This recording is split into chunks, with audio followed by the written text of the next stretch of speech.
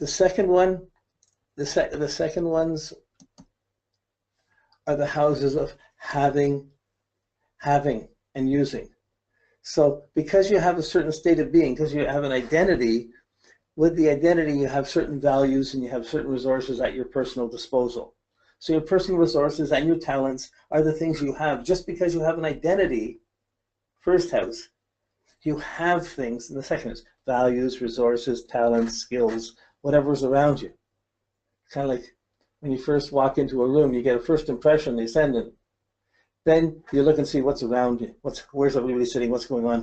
You look at the things in the room, and then you try and move to see where you're going to settle into. Choose the place that you might feel most comfortable in. So this is a 1, 2, 3 effect. It happens in each of our characters too. So the havings. Oh yeah, I forgot one thing. Each of these signs, they have a stressful relationship to each of these houses. A first house sun will have a stressful relationship to a seventh house sun, because one is being themselves, one is putting more emphasis on doing one's own thing, the other is doing more emphasis on the other, on sharing. So same way with security and that. But each of those houses are generally square or opposed to each other. So there's going to be a stress factor with, if two people have a lot of angular, they'll both be strong beings, and they could they can accomplish that, but they're likely to run into each other because they're each driving. Okay, the having, there's 4 different ways of having things, 4 different types of having, 4 different things that get accumulated, 4 different energies that come out of having things. So by having identity, the second house is having talents and resources and personal values. I want this, I want that, I value this, I value that. It's those personal choices and wants that we have. Or how come I don't have this? How come I don't have this? It can be positive or negative, but the issue of having or not having, and you having and using your talents or not using your talents, having resources, not using them, not using them, these are all the attitudes that can come. There's 12 different attitudes on how we have things. So you can have the Aries impulsiveness on how you have things. You can have the Taurus stubbornness. You can have each sign can come in and add its attitude to how you deal with your possessions and the things that you have. Okay, it's just important when you're looking at houses that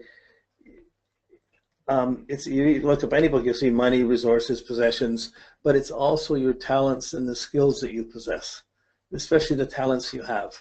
So it's not just about a house about money, it's about personal values.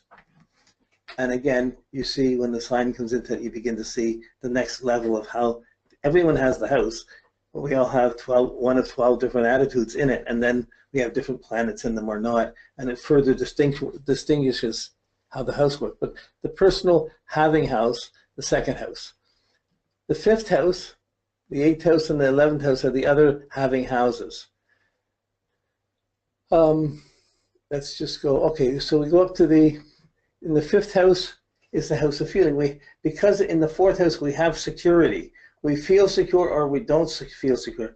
Because we're being secure, from that security we have feelings and creative expressions that come. Because if we feel good, it's easy to perform, it's easier to play, it's easy to get attention. If we don't feel so good, it's much harder, it's difficult, it becomes a big issue. But this having feelings, so the having intuitions, we intuitively have our own possessions, have our resources. Well, I'm going to wear this, I'm going to do this.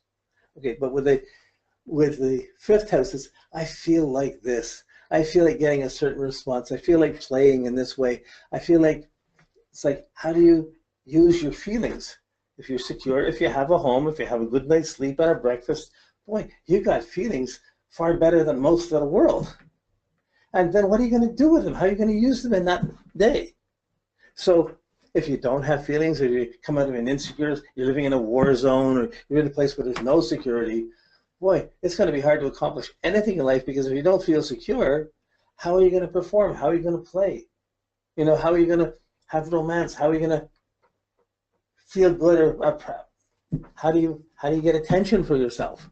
So this having feelings is kind of about, I feel good, do you like me? It's a creative performance side of ourselves. When we feel good ourselves, we usually do a little bit extra. We smile, we play with someone, we joke around. If we're feeling bad, we don't do any of that. So this is a personal quality of having. I would I'll say feelings, I don't mean emotions. We get these two confused, but it's feeling secure and then being able to play. You know, if your parents just not smashed, were drunk and hit you, you're not going to feel like playing. You're going to go and try and hide. You know, like, so you can tell you can get a little bit more secure. So, but this fifth house of having feelings and having security, and how do we play with it? It's important for all of us to feel secure and feel we can play. If you're in a relationship and you don't feel secure, come to bed now, hon. No way. You know, like, it becomes, the attitudes to this become very complicated. So even in having security, it affects the way, this is the house of kids too. So this is, and a performance and a play. So how do we play? How do we take care of our kids? How do we make it fun or make it feel good? So this fifth house is the having and the feeling good. It's simple. It's a distinct quality. It's something you can distinctly see as you look at people. When you learn each of these categories, you can begin to observe them. First, you have to observe them in yourself and see all the choices they involve. Then you can begin to see the different layers that they can work in someone else. Okay, so we have our intuitive feelings, having our personal resources and talents. We have our feelings of security and how we're going to play or not play. This is our personal subjective world. I feel okay. I got these things. I feel good. I'm going to wear this. I'm going to wear the red dress. Or I'm going to go out. I'm going to shine today. I feel good. I feel terrible. I'm just going to go out. Who cares? You know, like, it's the negative feeling. So there's a positive, negative side to each. We're always striving to get the positive, but usually we have the undertow we have to deal with too. But these are having, and the succeeding ones are like fixed signs. They're stubborn. They get, when you, in the second house, you get stuck in the same, I have these resources, how am I going to change them? I've got these things, I've got these talents, I have to use these things. It's fixed. I have these feelings, I have to do it this way. How we perform, how we play. There's a tendency to try and get fixed in that performance, to be good at it, to be maintained, to get established, to get concentrated in it. So okay, so these are on the subjective side below the horizon. These are the personal worlds. In the social worlds, above the horizon, the outer functional world, we have two succeeding houses also. We have the eighth house. So if you're being in a relationship, you'll have the energies of togetherness. You'll have the energies of both people, the resources of both people. The two, we put our energies together, we only have to pay one rent. You know, like, we have energies together.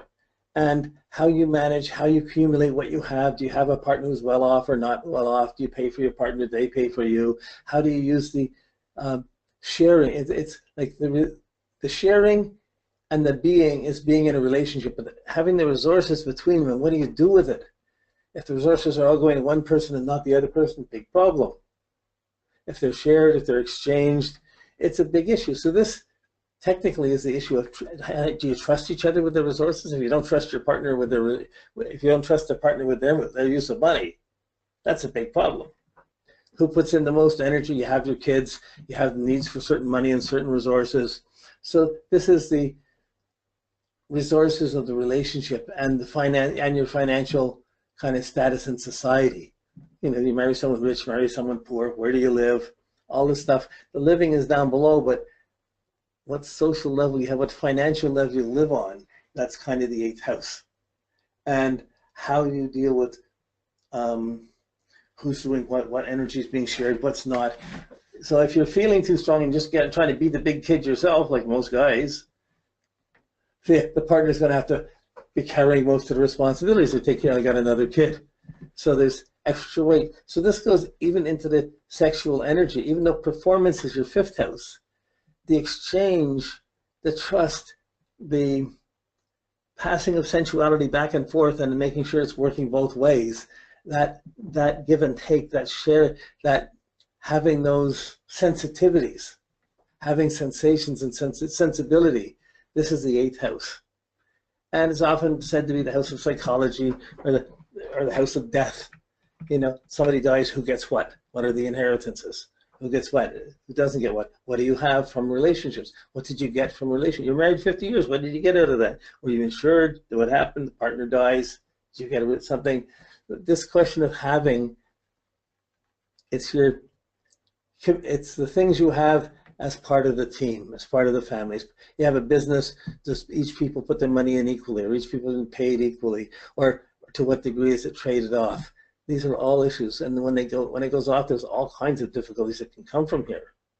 But the idea of having the energies of togetherness and being responsible, functional with those relationships. To be functional with that, you can't just be using someone else's all. I'm marrying you, so well, I'll use your money all the time. That won't work. I'm marrying you, but you're gonna have to carry them. You keep having kids, I keep having to pay for them more. We got to decide on what we got to jointly agree on what we're going to do here.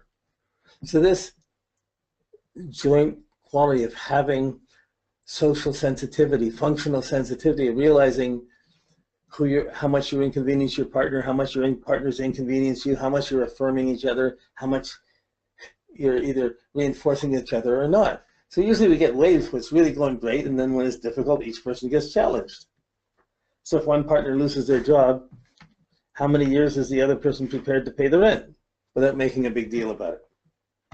Okay, well, it can be simple things. If there's a problem with one of the kids and there's special needs, all of a sudden there's a huge amount of expense. Who's going to pay for it? How do we adjust to it? And in a way, it's much easier as a team to adjust to it. But at the same time, when the trust in these things when you don't use what you have properly, it breaks up relationships and causes a lot of problems. So this is like having and not having. It's how you use it, and there's a sense of what's trustworthy and what's not.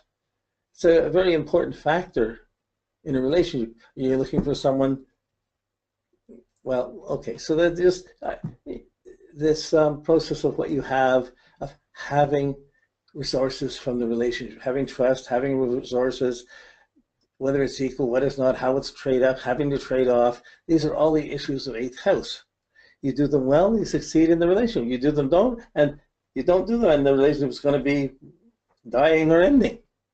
Not going to last that long, or it'll be very difficult. Okay, so the shared resources. Okay, so the shared resource, the having shared resources being the 8th house.